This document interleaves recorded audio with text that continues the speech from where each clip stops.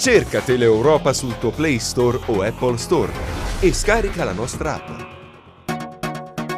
La sanità, audizione in commissione vigilanza del Consiglio regionale del commissario Massimo Scura, una seduta caratterizzata dal dibattito sul famigerato decreto 50 e dallo scontro tra il commissario e il delegato alla sanità del governo regionale Pacenza. Vediamo.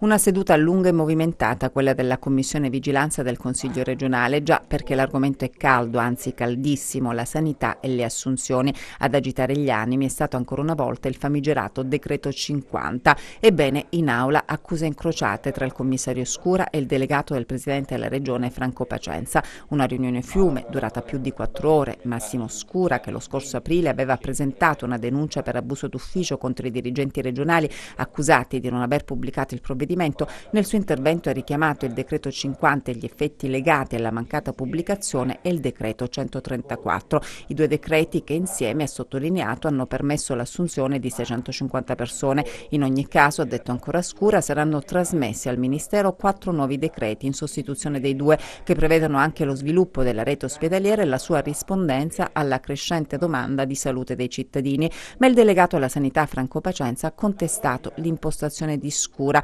Avete perso 4 mesi fin dal 28 marzo 2017, ha detto, data in cui si è tenuto il tavolo di monitoraggio ed è stato chiesto alla struttura commissariale di adeguare e integrare i decreti 134 e 50 in materia di assunzione di personale. Pacenza inoltre, a seguito di quanto riferito dal commissario Scura, che ha comunicato che il bilancio 2016 della sanità calabrese è stato chiuso con un aumento del debito rispetto all'anno precedente di oltre 30 milioni di euro, ha definito tale situazione un disastro che rischia di allontanare ulteriormente l'uscita dal piano di rientro prevista per il 2018, con il rischio anche di un nuovo blocco di assunzioni. Scura dal canto suo non li ha mandati a dire al delegato Pacenza, definendolo incompetente in materia di bilanci. Non sono mancate urla e accuse reciproche. Alla fine la riunione si è chiusa con una stretta di mano tra i due.